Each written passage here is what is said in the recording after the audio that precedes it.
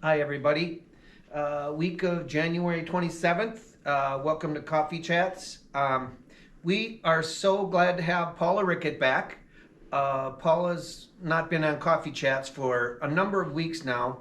I've had literally hundreds, if not hundreds, thousands of calls asking where Paula is for Coffee Chats. She's back. Welcome back, Paula. Have at it.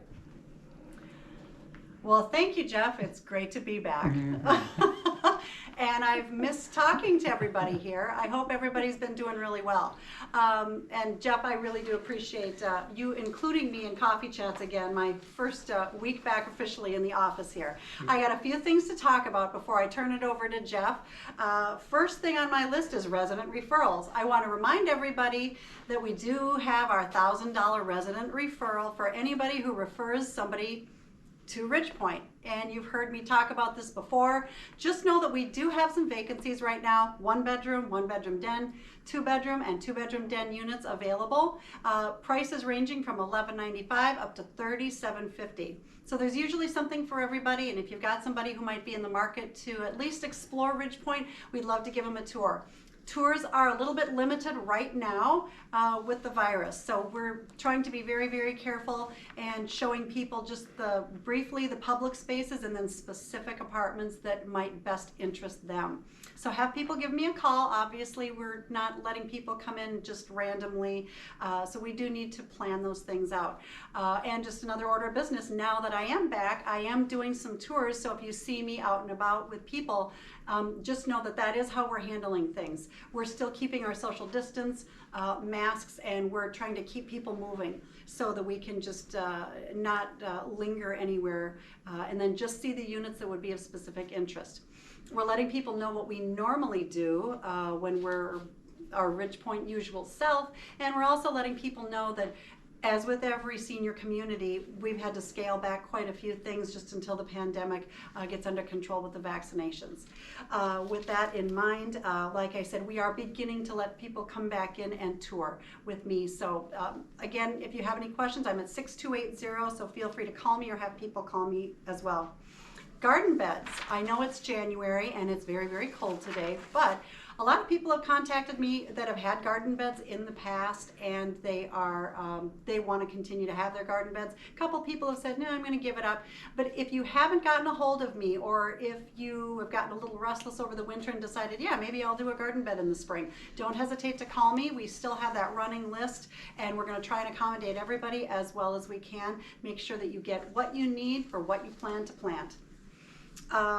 Just a reminder, next week, housekeeping begins every single week, which is kind of nice.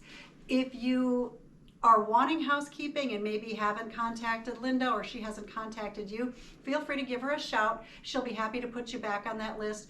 Or if you're feeling like maybe you've had housekeeping and you want to keep it at 2 weeks every other week or scale it back to 0, just give her a shout and we're happy to accommodate that. It's one of the amenities that we have here at Ridgepoint that a lot of people really enjoy. But if you're not ready for it, by all means, just take it easy. We're happy to put you back on anytime you'd like. Let's see, what else have I got here? I think that's all I have, and we're going to turn it over to Jeff. Thank you. Thanks, Paula, and welcome back. There was one thing, housekeeping and tours, reopening of those coincided with having both elevators. Today, Wednesday, when Paula had a tour, we had people moving out. So we only had one elevator in the east. So what we learned from today is maybe we, if possible, schedule a tour when there's no move-outs or move-ins, so we have all the elevators, because it is so nice having people moving more freely with both elevators. So welcome back, Paula. Thank you. See if you can answer this question for me. All righty. An obscenely wealthy hedge fund manager named Throckmorton Bottomfeeder IV decided to build for himself and his trophy wife a modest little 40,000 square foot home. Kind of about the size of Roger's house before he moved in. 40,000 square foot home. It was a stone castle complete with an observation tower at one end that was almost 100 feet high. Perfect, they thought, to spot from afar the the first wave of angry and disgruntled investors, the kind with pitchforks and torches. The bottom feeders had employed the finest masons in all the land to ensure that their castle was as close to the real thing as possible. As the tower was constructed by a very talented and skilled crew of masons working on the outside, another even more skilled crew constructed a spiraling stone staircase that climbed the inside wall to the stone castle until it reached the observation deck at the top. Finally, after months, the castle was completed just in time to coincide with the end of the bottom feeder's lengthy vacation. As you might expect upon their return, the BFs, as we will call them, now scrutinized the construction, pored over every detail, and found everything perfect. The workers were all brimming with pride. Then they came to the tower, and Lady Bottom Feeder stood there in awe. Her eyes followed that spiral stair all the way to the top. Then her jaw dropped. This won't do. You must take it down at once to fix it. It's all wrong. You've never seen anything so ill-conceived in Europe. Why, we'll be the laughing stock of the entire world. What was she talking about? Huh. Is your mind still sharp after working from home for a while? Sharp as it gets. And sharp as it gets. Okay. Well, what Mrs. Bottom Feeder saw was that the staircase was wrong. Now, the medieval castles had spiral stairwells that, when viewed from the bottom, climbed the inside of the tower wall in a counterclockwise direction. However, Mrs. Bottom Feeder's stairs climbed the tower wall in a clockwise direction. So imagine if you are the princess and the castle is under attack. You are in the tower.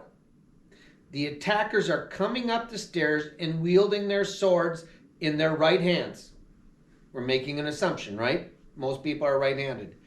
If the tower was built correctly in a counterclockwise direction, the attackers would find it difficult to swing their swords freely because the wall was on their right side and the wall would be in their way. But the princess's defenders coming down the staircase would have no such impediment and would have a clear advantage. Isn't that wonderful? That's one of my favorite puzzles. Okay, couple things. First off, there are some scams going around, and the scam that it's happened twice in the last 2 days, and it comes off as such that somebody calls and says your grandchild has been in a car accident, or you're something about your grandchild needing money. And they'll know your grandchild's name, they'll know where they are, they'll have information that you can't believe they have, which makes you think that, oh, it must be true. It's not. We try to block such numbers. We're looking for those numbers now where they came from. We'll block, but they'll get through. They will get through. What one of our quick thinking residents asked the caller a question that claimed to be their granddaughter with a broken jaw. That's why her speech was a little garbled. Oh, what is your mom's name? Click, hung up. Have a question that you can, if you have to call your families, call your families. Think about this and say, okay, if you're ever in trouble, the secret code is grandma's maiden name. I don't know how you do it, but whatever you do, be leery of calls that are asking you for money, no matter how authentic they sound. I know that it's your granddaughter or your daughter, and we all want to do everything in our power to help them, but oftentimes it can be a scam. And if an ounce of prevention is worth a pound of cure. And if you say, what's grandma's maiden name, and they don't know it, then you know it's a scam. So good luck with that. Be skeptical. Don't give financial information out over the phone. Hang up. Call your daughter. Call someone you can trust. Ask them if it's real, whatever, and just make them wait. And oftentimes, if you make them wait, they'll go away. But don't give out that money or the information.